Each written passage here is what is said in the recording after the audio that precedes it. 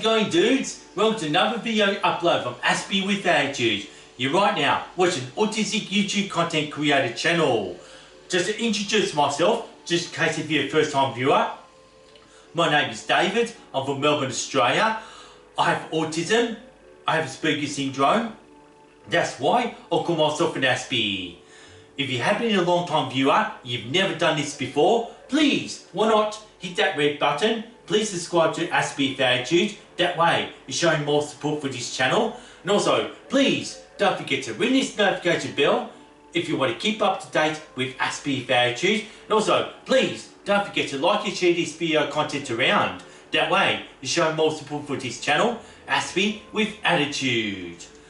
Well, dudes, I can't believe in almost 7 years that I had been making autistic YouTube content creator channels that I've made it as far as episode 394. At the time when I was actually filming this video, I am 45 years old. And to kick things off, I'd like to start off with a bit of a recap of episode 50, when I talk about other autistic YouTubers, something that I've uploaded back on the 9th of April 2019. Well, dudes, I only did 8 of them, and pretty much to this date in year 2025, just to throw me out there, I do not wish to drop any names, since I want to feel like that I'm including everybody who's been making the videos like these autistic creators up there, and especially those who are doing a similar thing to what I'm doing. And there have been 2 other videos like this, such as other autistic YouTubers number 2, something that I premiered back on the 7th of June 2021 as episode 179. And the very last time when I made a video like this was for episode 261, which happens to be other autistic YouTubers number 3, something that I've uploaded back on the 11th of November 2022. So I'll finish this recap there, because I'm going to be talking about YouTube, which is the social media platform that you're watching right now. Whether it's been shared through X, formerly as Twitter, or if it's been shared through Facebook, or any autistic forums, or any Reddit groups. And the question remains, has YouTube changed the understanding and our perception of us understanding autism? Well, it all depends. Actually, it always varies, because these days, there was actually 7 years ago, back in February 2018, when I first stumbled across a couple of autistic YouTube content creators that have already been making videos talking about their life story and their life experience, how it feels being on the autism spectrum, and understanding their challenges they face every single day, which becomes very resourceful, understanding who we are and why we are like this and all that. And things I've actually learned from autistic YouTube content creators before I even started this YouTube channel was that understanding the meltdown, the stress, the burnouts we have every single day, and why am I throwing my hands around left, right and centre like if I'm in the hot room, and understanding the whole time it's all about stimming, and talking about the biggest challenges in life are sensory challenges, and we're talking about hyposensitivity or hypersensitivity. And the most talked about thing between other autistic YouTube content creators is whether they want to embrace or mask their autism, and they talk about their bad experiences being an autistic individual. So it all varies, and the best thing about YouTubing or making YouTube videos, or even watching YouTube videos, you get to learn and understand what it means to be autistic, particularly us being autistic individuals, just the way we really truly express ourselves, and other autistic individuals using the voice to hear the voices of real autistics rather than just neurotypicals making assumptions about being autistic, how it can always be poorly represented, and it all varies. Like, there's always misinformation, misunderstanding, and not everyone would want to hear the voices of autistic individuals. And YouTube gives us a chance to really stand up for who we are and where we stand in society, particularly that our minds are wired differently from the neurotypical driven society. And rather than just being kept silent and thinking like whether to mask or embrace autism, and how do we feel if we mask our autism, also maybe how do we feel if we embrace our autism. And it just takes us through variations, or it depends if you like that autistic person or you dislike that autistic person. Well, it doesn't matter though, because like you're learning about their life experience as them being individuals. How did they cope and deal with it? And what was their solution to their problems? And it's all about looking for answers.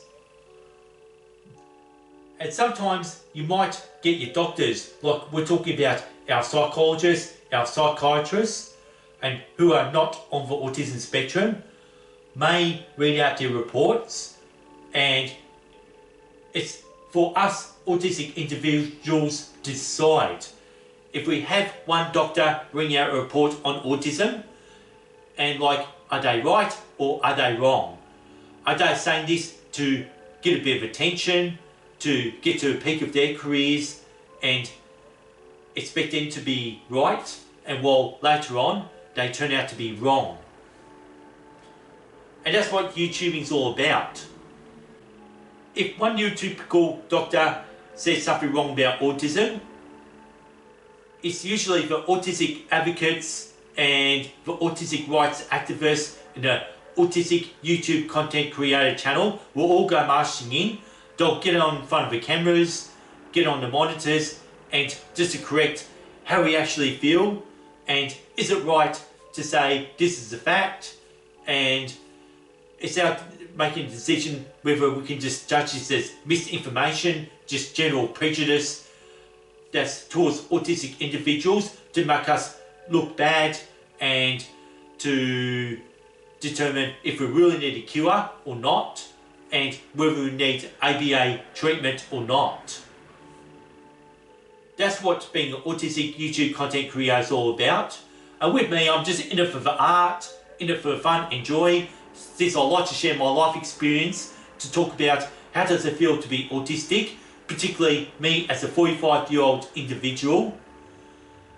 And just what you see, what it is what it is, and that's all I can say. So it all varies. Like every couple of years my opinions may change, and there have been times 5-6 years ago I might have said something I was wrong, and 5-6 years later I could be right or could be wrong again.